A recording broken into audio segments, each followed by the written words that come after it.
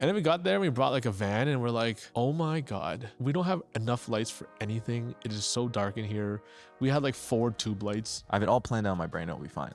And then we shot it and then we went to go edit it. And I'm like, this is bad. This is not good. And like just being very transparent for people, it's like, it's very easy to screw up on set because you're like, I didn't spend enough time on this one piece of like the 9 sections that you have to do for pre-production. Any job you have, pre-production is the most important part of every project possible. Even if you skip one step, the whole chain just breaks. Welcome back to the Unfold podcast, everyone. Me and Juanjo were hanging out here. I'm Jason, and we were just talking about this question that came up, and we thought it was super important. So, Juanjo. Yeah, so I was just reading through our YouTube comments, and I know this is a really great one that resonated with me so much, and I want to share with you. So let's just get right into it. So from Axie Chronicles 5023, they just said, just landed my first job as a one-man band, and Nice. This topic hits hard. This is actually what I need to hear right now, as I have ideas I want to execute but cannot communicate properly, and pre-production needs to be on top priority, as every post-prod is literally the most stressful stage for me at the moment, trying to save the work and improve it at the same time. That line from the video really enlightened me. Thanks, until the next podcast upload. See ya. That's a great one. I think we've been in that space for so long. The fix it in post joke is serious stuff. Yeah. Yeah. Don't fix it in post. Don't fix it. You mean? Yeah. Because we just say it as a joke all the time. Like that's like a running joke. And then you realize you're like, oh, damn, I'm doing it. I am trying to fix this in post. Mm-hmm. And then it just gives you so much extra stress. And so just to give context, I guess, like any job you have, pre-production is the most important part of every project possible. Like if you're not doing it, even if you skip one step, the whole chain just breaks. And then we've gone through so many iterations of this where you just do it and you're like, oh, this is getting better. You do it again, and you know, eventually you get really good at pre-production. But in the beginning, it's just like, where do you even start? You know, tell me about your first time you did a project. The first time I did a project, what qualifies as like a project in Yeah, this? commercial. Someone pay you money. Paid. Yeah, okay. I think the first time we ever did it, that was my first time I had an idea of like, I need to make a lookbook. I need to make like a vibe book for my clients so that they kind of understand what they're getting into. Yeah. Because honestly, like truth be told, I also didn't know what they were getting into. I was like, this is the vibe. Like we'll Yeah, let me sell you on vibes. We'll go in there, we'll sauce it up, we'll do our thing. Just trust. Yeah. And I already knew that it was gonna be like a huge lift in post-production. So in my mind, I planned it a lot in my mind. Right. I had a 60-second cut and I'm like, okay, I just need to sit down, lock in and do it. I did it and it was fine and it was great. It took me like a week or so, whatever. And then we had also promised them a 3-minute cut. Oh, that's a crazy flip right there. And that one didn't get delivered for months. Yeah. So it just goes to show you that like literally the only pre-production we did was like the treatment, the lookbook, and then I don't know, maybe like a call sheet. Nice. Yeah, that was it. Yeah. Let's level this up all the way to the beginning. What does pre-production mean to you?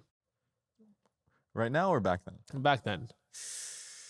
Back then, it was like a suggestion, and optional, if you will. You know? Well, yeah, if you want to. It's like, yeah, I could shot list, but I'm like, I don't even know what shots I'm gonna get, so I'm not gonna bother. Yeah. You know? Instead, you got it locked in up here. Yeah, I was like, I have the vibe, dude. Yeah. I got the vibe in my brain. Yeah. And then I guess when did it was it that project that you realized like, oh, I've made a grave mistake? Oh, I realized that many times in my life. It's just, it took a while for me to actually like put my foot down and fix it. Yeah. And then I guess what was the point for you where it kind of like changed? What was the difference between you doing pre-production and then you doing our pre-production? Ooh, good question. I think I can answer both because I think that it kind of goes hand in hand. There was like a music video that we did where it was like the same thing. It's like I have the whole thing planned out to like the beat.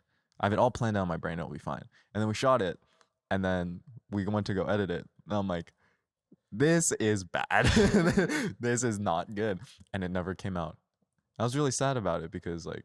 So let's dive into that though. Mhm. Like, what did you do? Where did you start? And then why did you think it was going to be good? And then what went wrong?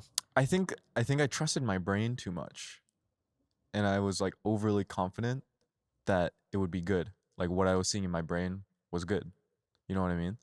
And I didn't really feel the need to provide any proof to anyone else. Yeah. I was just like, whenever I play this in my brain, it looks good. It looks fire. Yeah. Yeah. All the cuts are great. There are no cuts.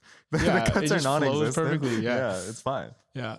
That's we could go on forever for this. I think Yeah. this is actually a really good topic to double click on and like go really deep into, because yeah, you can just think you're so good at stuff. And when you are in the beginning of this, because you think it's a suggestion, you just like, I'm just going to get better in my head, Mm-hmm. you know? And then you realize that what you can envision versus what you see on a camera, Yeah. it just doesn't hit the same way. Yeah. Because suddenly you realize you get on set and you're like, wait, this place doesn't even look like what I thought was in my head. My brain, yeah. Yeah. And you're like, wait, this focal length doesn't look the same. And then it's just all downhill from there, Mm-hmm. you know? And it's like, I'll save this in post. I'll save this in post. I'll save this in post. And that's why, to the second part of your question, when I actually followed your guys' pre-production process, I like realized immediately that what was in my brain was not good yet. You know what I mean? Because what was in my brain, we went and shot it the way I kind of shot listed it with Zach. I was like, I think if we put the shots here, here, and here, and then we do this and it flows into this, it'll be fine. And then we went and did the previs. And I was like, okay, immediately I can tell that this is not good. This is not edit the way I wanted it to. This does not feel like a commercial in the slightest. It feels like a bad short film. Yeah. So immediately at that point, we knew that we had to pivot. And then luckily, the project turned out better. Yeah. But if we hadn't done that, we would have been screwed. Yeah. And there's a lot of things that people don't realize about pre-production. It's not just for the sake of like, you know, I got to do this as a checklist or whatever. Like, this is the whole thing. There's actually no video. Like, I don't know how many times I have to say this to people too. It's like every bad video that we've ever done is because we didn't do enough pre-production. It's like, oh, you could have done that in post. It's like, no, we could have done that in pre, and we'd have known right away. Like, everything costs way more in production when you don't do pre-production. Everything costs way more in post-production when you don't do pre-production. And then pre-production is technically free. So why don't you just put all your time and energy in that? And then suddenly the production is so much better. And then suddenly post-production is so much better. And I think everyone's so used to just saying like, you know, when I hear myself say that on set, I'm like, oh, we'll fix that in post. It's because I screwed up. Yeah. And like just being very transparent for people, it's like it's very easy to screw up on set because you're like, I didn't spend enough time on this one piece of like the 9 sections that you have to do for pre-production, you know? And like a lot of people don't even know there's like 9 things to do. And like there's a whole system for this. And there's like each thing levels up into the other one. Mm-hmm. And then you have to go back and forth and go back and forth. And then suddenly you're like, oh, I've exhausted every option here. And suddenly I feel like I'm comfortable. Mm-hmm. And then when you get on set, you're like, I'm still not comfortable, right? But you're like at least 100 times more comfortable than if you did nothing at all. Yeah. But now you can actually make smart decisions, right? You're not making the same like, oh, do I do this or do I do that? It's more so like, is something going wrong here? And now I can actually pivot and I know the timing of the schedule. I know what we can actually do. And you can make smart decisions and not just like desperate decisions that like spiral into crazy moves that you end up doing on set. And, you know, the best story I can tell for this was years and years and years ago. You know, we'll definitely talk about this with Justin as well. But I planned this whole set and this shoot to happen. And I used to just be the person that would bring on people to set. So I'll be like, oh, yeah, let's set up this whole thing. It was like a Olympic athlete type of thing. And then we went into the set and I brought some people on, Nicole, Lewis, Justin, and myself. And I think I sold something like this was going to be the biggest production. Like, it's going to be so sick. And then we got there and we brought like a van and we're like, oh my God, we don't have enough lights for anything. It is so dark in here. We had like 4 tube lights and we thought we can fill like a 3,000 foot warehouse. And then everyone had got there and we're like, so what are we doing? And I'm like, I don't know. You told me. Yeah, like let's figure it out, y'all. I got it all up here. And then I'm like, I had planned this whole idea out. I'm like, oh yeah, like she's gonna run, do a couple jumps. Like here's my perfect example of this. it was like a pole vaulting thing. And then I was like, oh yeah, I'm just gonna have her do like 6, 7 jumps, and every time she's gonna miss it. But I kind of want to see it so she's like always missing it a little bit, like in a different way, different landing. It's frustration, but like building up on that. And then the first thing I asked her, I'm like, also like, are you okay to do like 6 or 7 jumps? She's like, I don't want to do any jumps. And I'm like, oh what? And she's like, I can do one. And I'm like, I see. I didn't ask any of the right questions. I didn't know what was like what you were down to do. And then she's like, so like, what's the story? Like, what are the shots? Do you have like a shot list or anything? Like, the pole vaulter was asking you yeah, this? That's how you know you're cooked. yeah. And I'm just like, no, but like I have this story in my head that I want to build out. She's like, what's the story? I'm like, I was gonna figure that out in post. Like I was just gonna chop some stuff up, type of thing. And then we just like did awkward shooting stuff for like 4 or 5 hours. And then by the end of it, we were just toast, and you can tell she was uncomfortable. Our whole team was uncomfortable, and we had stuff like a Mambo stand there. First time using it, by the way. Putting like a 500, not like what's it called, like a Nanlite 500 or whatever on it. Yeah. And it was just so heavy, and none of us knew what to expect. And like we just thought because we had this big stand, we had one light, and like the shots were so dark because it got dark outside, and then we're like, oh, there's no ambient now too. Yeah. Like we didn't even realize the light goes away, and then we're like, this is going terribly. And then she only wanted to do the run ups because I'm like, that's fair. Like you didn't know what you were gonna end up getting yourself into. Yeah, and the story, it was just like that was literally the moment where I was like, I'm never messing up pre-production again. Like it literally changed my life. On the ride home, it was like an hour and a half away or something like that. It was the most quiet car ride of all time. Yeah. Because we were just like, what just happened? Like that was so bad. And yeah, it just changed everything for us. Because like that little thing right there, just like I never wanted to feel that feeling again of what bad pre-production does, and realizing how important it is, because knowing that like not a single person knew what I had in my head because I was keeping it so close to my chest. And this is so common. Like everyone does this in the beginning too, because they're scared of telling their ideas and they think their ideas are going to be bad. And so they're like, I'm just going to keep it to myself and like hope everyone does what I want to do. And that's even worse too, because you get on set and people are like, so what's next? Well, I don't really know a schedule. I don't really know what I'm shooting next, but let's move the lights over here. See what's going on over Let's here. see what's going on over here. Let's try some stuff in this area. Yeah. And you're like, what? Even hearing that right now, I'm like, what? That's so crazy. Like people are just like there's zero confidence in you from the other people. And because they can't follow anything, there's no timing of like, I used to go into sets and we didn't know what time things should end. We would just shoot till we're like, that feels good. We have enough. And then what happens is you overshoot, you end up bringing everything. Like when we were doing that shoot, like we brought everything we owned. We're like, oh, Lewis, what do you own?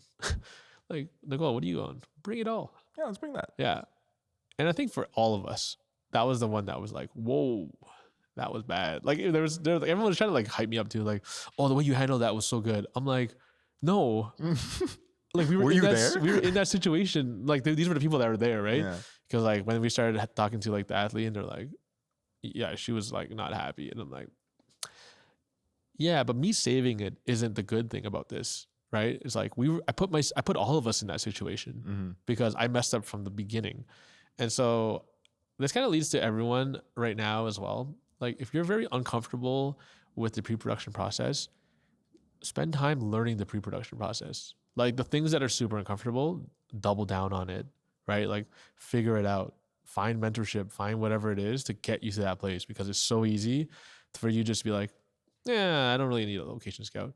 To this day, like it's like an ongoing thing, right? We obviously have very specific steps now, but even sometimes you get like, damn it, I gotta do a location scout. But then you're like, you're just happier every single time you do it, right? And so it's not like it's easy, because the idea here is that you're doing so much work leading up to a shoot. In the past, it was so easy to be like, easy guys, bring it all, show up for the shoot day, and we'll figure it out. Of course, that's easy because it's lazy, right? Like you don't even do anything. But then you're just doing so much more work on set. You're doing so much more work after, and then you realize like, this is the worst cycle ever. you just keep doing this over and over and over. And then when you actually realize like there's a process to this and people kind of walk you through it and you go through the steps and you realize like, I was going to miss that on set. I was going to miss that on set. And then, no one would be happy. And then the thing too is that was luckily on a spec shoot that didn't have any pressure on it. Mm-hmm. And the only thing we wasted was like some dignity, right? But then also some time and labor. But I think we all learned from that day on is like, yeah, the time and value put into that early stuff, just like it really like, exponentially adds to your value and like how you show up. And then suddenly all of our sets ended up being like, wow, you guys are very organized. And I'm like, oh, nice. We never used to hear that. And then I'm like, if these are agency people that are telling us this, that means at least we've like come to a very specific standard that they're working with other production companies and stuff too.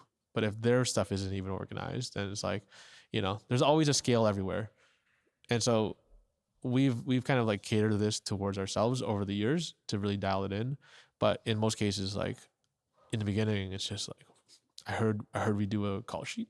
Yeah, it can be impossible to know. Yeah. It could genuinely be impossible to know all the specific steps that you have to hit. Yeah. It took us 5 years of nonstop projects every single month to be like, okay, what do we do now? And then you sit there and you're like, let's do a full debrief. Where did we go wrong? And you're just constantly reverse engineering. And that means we've spent like thousands and thousands of dollars, probably like over $50,000 of bad projects that no one's ever seen because we've messed up so hard on the pre-production. Mm-hmm. But like, that's actually why it's like, it matters so much to us because we're a nimble production company that started as all videographers that are so comfortable doing everything.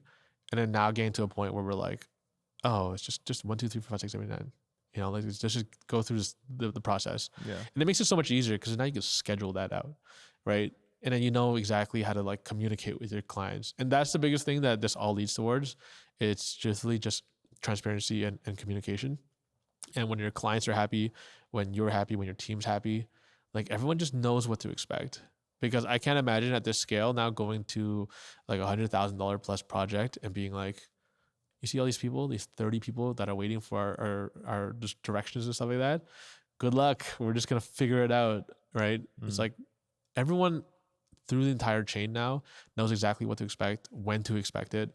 And it makes the clients so much happier, right? And then ultimately, it's just a lot less stress on you. Yeah. So then after years of this, like we just realized a lot of people have been asking us for this because we always talk about like the technical sides of things, but ultimately, we even know and realize that the pre-production is the most important part of any production. So that's why we actually created with me and Zach and the whole team, the pre-production playbook, which is actually a 9-step system that actually shows you how to actually lead the project, how to actually build everything from the back end, and then actually just follow a step-by-step process all the way from like the director's alignment blueprint, which actually like gets you to understand what the whole point of the project is. And this is really cinematography focused because we realize that, there's this little pocket right here that, people talk about pre-production in such like a broad lens sometimes, but as a cinematographer, sometimes you just need to know very specific things that allows you to slot into any project. And so whether it's like a small thing or like, for aspiring cinematographers or videographers, there's always a process to your pre-production. And even at the smallest scales, you still need to do it. Like just because we were videographers before, we thought we didn't need to do it, but it's equally as important and everyone's much happier. And everyone that we've taught this through like cinematic portfolio mastery, this is probably the one thing that's actually given them more value and ROI to their business because now they get to show up with confidence and any project seems quite easy. Like there's no longer this like dark cloud that kind of sits over them. And so like we've created this like 9-step process that just walks you through the whole thing. And by the end of it, you have a full cinematographer's brief document that kind of walks you through the entire project. And pretty much this is what Zach brings on to all of his projects now. And it just streamlines the whole process. Everyone knows what to expect. And then, it's been the one thing that's changed our entire business. Yeah. And for myself personally, like I know not even just in production, I think in life in general, the scariest things are like the things that you're not good at or the things you might not even know about. Those are always like the scariest things that you have to tackle. Yeah. Like whether it is pre-production or like that drawer you haven't cleaned in like months in your house. Yeah. Like you just like look at it and you're like, I don't want it. I don't even want to touch this yet. But as soon as you bite the bullet and you take the time to actually learn it and do it properly, then it becomes instantly less scary. And for myself, in my personal experience, like following these steps, it just elevates your work no matter what scale you're at, right? And it instantly elevates your value because you're not just going into, even if it is just a videography event recap job, you're not going into it with just the mindset of I'm just gonna stand around and shoot whatever I want, get it, and then spend weeks like trying to craft something in the edit. If you even just have like a tiny little idea of what you want it to be, and you go to that shoot with intention, you can shoot with intention, save yourself a lot of time there, a lot of energy there, and then bang out the edits in days, if not hours, right? And you have so much other time to either improve your craft or, I don't know, get more jobs, just work more. Yeah. So there's a lot less stress. Yeah, this whole thing, it's crucial, but it's also super helpful. Yeah. I think a lot of people that are coming up through the ranks right now, this is the one thing that holds you back for so long. Oh, totally. And I didn't even realize why, because I'm like, if you just do more work, you're going to get better. Mm-hmm. But if you're stressed every single job on the most simple things, it's like, how do you ever have your like free time or brain energy to do anything besides that? You know what I mean? So like we spent so much time just doing nothing, sitting around being like, shoots tomorrow. I used to actually do this to the guys and they hated it so much because it was like, hey guys, we have to shoot in 3 days. And they're like, what? I'm like, when did you know about this? I knew about 3 weeks ago. Yeah. And I'm like, I just had such a hard problem. And a lot of people do have this problem to just like let go a bit because it's obviously like a bit of insecurity because, you know, I didn't really have formal training or schooling or whatever in this. And I thought if by the end of this, something good comes out of this, it's like a feedback loop to tell me that like I did okay. Yeah. You know, I did something right. You did something right. Like I didn't even need to teach these guys or tell these guys about the project and it still turned out okay. That's all up here, y'all. It could have been 100 times better. Everyone could have been happier. And sometimes it's not just about yourself. You have to think about like how you make other people feel, right? It's like, am I going to make this project easier for someone or more difficult for someone? And then ultimately, will that person want to work with me again? And that's why I'm surprised everyone has stuck around because I did this for so long and they stuck around and eventually we figured out our systems and now it's just a million times easier. But I can't imagine like if they weren't stuck to me like that, I could see why people don't work with us anymore in the past. Yeah. Yeah. Cause you're like, that was so stressful for everyone. And so, yeah, like it's small things. Sometimes you don't realize these problems exist. Like you don't know there's, you know, prevising and like how to align with the directors that you work with. And then you just go about it. And the thing is, no one tells you. And then you don't get hired again. Yeah. All it takes is that one shoot. Yeah. For you to be like, I am never ever working with this person ever again. Like someone's gonna put a smile up for your face, like, oh, it was great working with you. And then turn around and be like, I'm never working with this person. Absolutely. Again. I've felt that so many times. Yeah. So many times. Yeah. And it all comes down to the fact that it was just a mess of a shoot. Yeah. Like nothing was prepared. We were never on schedule. I didn't know what the vision was. Like if I felt that way, I can only imagine how other people would feel if I did that to them. Right? Yeah. So yeah, pre-production, everyone. The most important part of any production, and if you're not doing it, please do it. And if you don't know anything about it, please learn more about it. But if you are interested, we also do, again, have that waitlist going on for the pre-production playbook that's coming out shortly. It's all based on pretty much our life experience and skipping all the steps that, you know, it's not going to help you, you know, the certain things that you do want to skip and then do the things that like only matter. And we've cut out all the fluff there. So if you're interested, check that out. We're going to keep this one tight and short because, you know, pre-production is the number one thing. There's nothing else to talk about. That's it. That's it. Peace. Thanks, y'all.